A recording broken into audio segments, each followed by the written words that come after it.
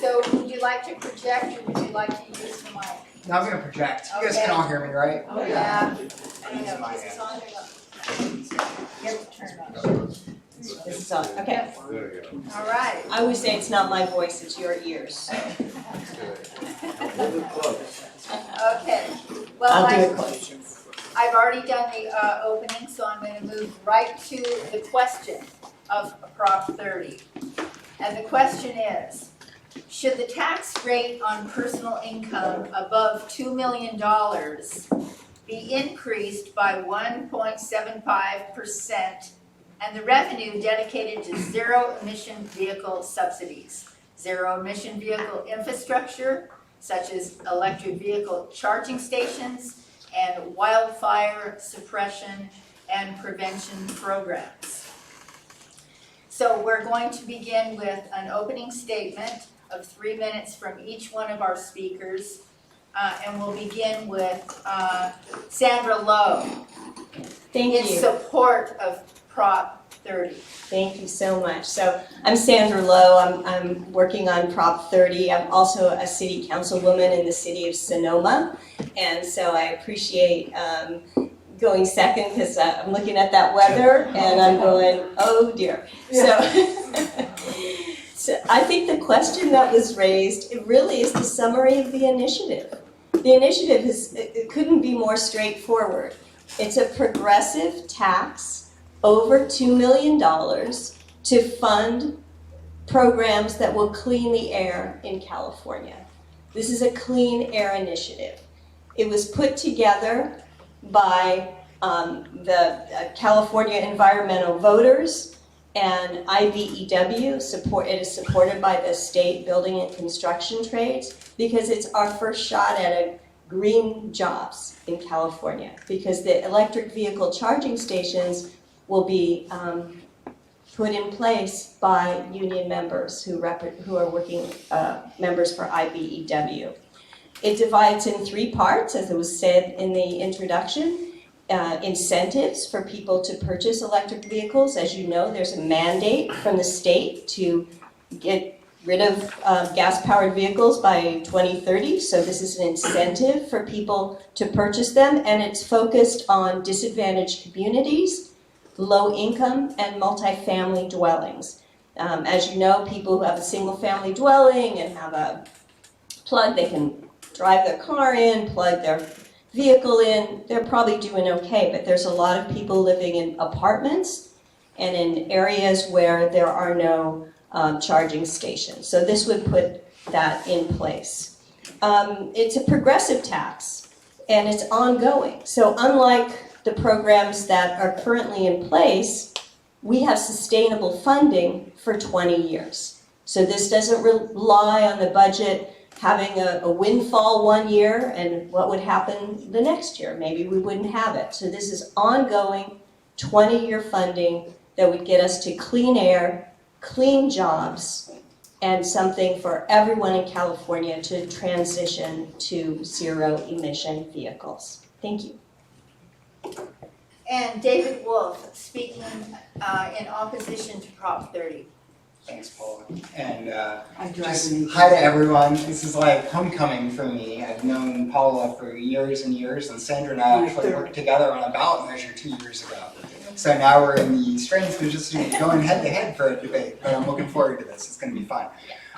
Before we start the clock, I do want to stress that I'm not here on behalf of the No on Prop 30 campaign or any other ballot measure campaign this cycle. Paula did ask me to do this as a favor. I've known her for years, so I'm more than happy to oblige and help out, especially since I'm here in Sacramento also. I am philosophically opposed to Prop 30. I will be voting no on it in November, so there's that. And yeah, let's get started. So regardless of your thoughts on zero-emission vehicles, Californians simply cannot afford Prop 30. The measure is a special interest ballot box budgeting ploy that will take money away from our students and increase the volatility of the state income tax. Currently, the top 1% of income earners, roughly 100,000 people, pay over half of the income tax that the state receives. And income tax, in turn, makes up over 60% of all the state revenue that the state receives. So what's the point? The point is, I believe, at least, we're going into a recession, and there's already, in fact, a capital gains shortfall in the state budget. We cannot continue to tax an upwardly mobile group of people unless we want them to leave and take their tax dollars with them. It's important to look at the swath of groups across the political spectrum that are opposed to Proposition 30. The California Teachers Association, Governor Gavin Newsom, the California Chamber of Commerce, and the Howard Jarvis Taxpayers Association. Ladies and gentlemen, this is not a group of people that get together a whole lot on a whole lot of political issues. And why? Why? Because Prop 30, for starters, doesn't backfill at least 40% of the new revenue to schools as required by the California Constitution. Schools don't get a dime if Prop 30 passes, and many schools are still dealing with COVID difficulties and need the money. And it denies the work the California legislature has already done in the two major areas that Prop 30 funds. The legislature in their budget this year approved $10 billion to fast-track zero-emission vehicle goals, and another $810 million for firefighting and prevention resources, which is another aspect of Proposition 30 that the measure devotes money to. Proposition 30 takes crucial money with the state staring down the barrel of a recession and directs it to something already being funded adequately by the state legislature. Ladies and gentlemen, we elect our elected representatives to define our budget priorities for us. We shouldn't let one deep-pocketed special interest take that power from them and from you. I'd ask for a no vote on Prop 30. Thank you. Okay, we'll go to our first question, and we'll begin with Sandra. The question is, how does Prop 30 help many consumers who buy used vehicles or will not purchase a new vehicle for many years? The incentives in Prop 30 are for electric vehicles. And so if people are buying used vehicles that are not electric vehicles, this is not the program. The program is for electric vehicles because there will be a mandate going in by 2030. And just to reply to my friend David, I used to work for the California Teachers Association. I'm a retired teacher, and I can tell you right now, if Prop 30 doesn't pass, there's no money in it. There won't be any extra money for schools. This is like saying we're passing a school bond and getting mad because it doesn't upgrade the library or the city hall. I mean, it's obvious that this is a program that's for cleaning the air and for vehicles. And although I totally support Proposition 98 and love school funding, this will not hurt school funding. It's brand new money. David? Sure. Sandra, I'll agree with that point. It's not going to directly hurt school funding if it passes, but they won't get the required money under the California Constitution if it passes that they're required to get, because one company benefits from all the new revenue. And in regards to vehicles, is there an income cap in the measure? Do low-income Californians benefit from this proposition specifically? I don't believe there is an income cap in the measure for low and moderate income people to benefit from this. And that's a concern because these vehicles cost $60,000, $70,000, $80,000 a year. And why are we subsidizing vehicles for high-income earners? David? Is Governor Newsom right in that this is a scheme by Lyft to have taxpayers foot the bill so it can meet an electric vehicle mandate? Yeah, it's very rare that I would agree with the governor, but yeah, in this case, I absolutely think he is correct on that front. You know, this takes away control from the legislature, and I think that's a really, really big point. The legislature controls the entirety of our budget. They've been in office for a minimum of 6 years, in some cases, you know, up to 12 years. They have the ability to make spending decisions appropriately. And this puts that power into one company instead of 120 legislators who, again, are already funding these priorities appropriately. Sandra? Absolutely not, and it's not usual that I disagree with the governor, so it's sort of ironic. But the California Democratic Party has endorsed this initiative. I was there, the governor's people were there, the California Teachers Association people were there. No one even pulled it. It was unanimous. You can read through the initiative, and I ask you to do so because it's wonderfully written, and you'll see in there that there is absolutely incentives for low income. But the one thing you will not see in there is anything to do with Lyft, ride shares, or anything like that. People own their cars. And if people choose as an occupation to work in a rideshare company or commute great distances, then they use the car more than other people. And there's an incentive for people who have put a lot of miles on their cars. And that could be people who work in my town of Sonoma and drive all the way from Antioch and maybe even from Sacramento. So there's nothing in here to do with rideshare. That's a complete and utter red herring. It's not true. Sandra, Prop 30 indicates electric vehicles would be more affordable and create well-paying green jobs. But how will we know this is successful? Well, I think we can look right now at programs that are just in their incubation stage. And I absolutely salute the governor for putting the resources in a budget that had a surplus into this program. And we can look and see how these incentives are working. The problem is, and this is where the governor and I disagree, we both want the same goal. But he'd like to fund it with, if we get another windfall. Well, there may not be another windfall. In fact, I agree with my colleague David that, we're going into recession. So we need ongoing funding. And the ongoing funding that we need has to be progressive taxation and not take money away from schools and vital services as it would do if we relied totally on the state budget, because next year we may not have a surplus. And then how are we going to fund this program? Let's keep it going for 20 years, progressive taxation, clean the air for the kids. David? Ongoing funding that ties the hands of the legislature in the middle of a recession is not an appropriate solution to the problem. What are we going to do if we have to fund this priority from this corporate special interest to the exclusion of something else? Are we going to suspend Prop 98? If that happens, what are we going to do in order to fund that? Those are the decisions the legislature is going to have to make if Prop 30 passes, and I don't think that's good governance. David, what alternative do you propose to creating zero emission vehicle infrastructure in California? Yeah, well, I think you have a governor and at least 2/3 supermajority in the state legislature that are firmly in support of these alternative energy vehicles and ensuring that gas-powered cars and trucks get off of our roads by 2045 now, right?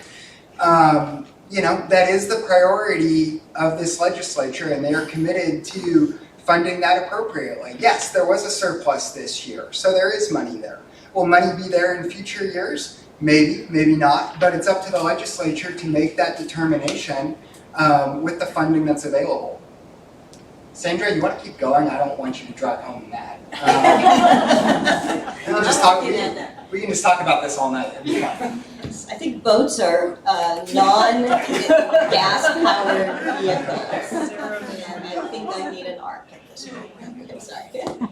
Yeah. We'll wait. Our audience probably doesn't know what we're talking about unless you're home looking out your window.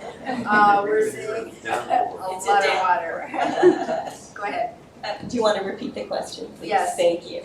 Sandra, what alternative do you propose to creating zero-emission vehicle infrastructure in California? Well, I don't propose an alternative, obviously. I support Proposition 30 along with the Democratic Party and the building trades and the California environmental voters and major city mayors such as, Mayor Liccardo. We're doing a press conference in San Jose, and Mayor Schaaf and Mayor Breed. And my own little city. So I'm a city council member in a little city, and I don't have any, money to put electric vehicle charging stations in places. And This goes to local government, to schools for doing buses. It goes to cities, it goes to counties, and this is ongoing funding that the legislature, believe me, doesn't want to think about. They should fund all of the other programs and have this at the side and not have to worry about taking money away from schools and other vital services to fund something that will clean the air. This will allow them to do that. It's the safest way to produce electric vehicles. Okay, Sandra, last question. Prop 30 indicates electric vehicles would be more of, whoops, I already read that one, sorry. Sandra, existing programs are insufficient to address our poor air quality caused by automobiles and wildfire smoke. How does Prop 30 do more?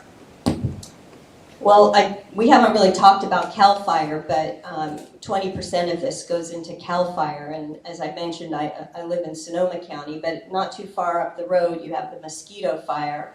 And, you know, as far as the impact on the environment, 90,000 kids were out of classrooms just in the last month in 6 different counties because of the air. And so apart from the destruction of homes and jobs and, you know, agriculture and all of that, we're really talking about an impact of these poor kids were out of school because of COVID, and now they're out of school because of the air. And we really need to do fire hardening in all of these areas, and that's why CAL FIRE and their local union are in support of this. And having lived in a county that had 5% of the housing burned down in 2017, I can tell you that there's an impact. It increases homelessness, and it increases the particulate matter in the air, because what you're breathing is actually people's couches and things. It's horrible. David? Yeah.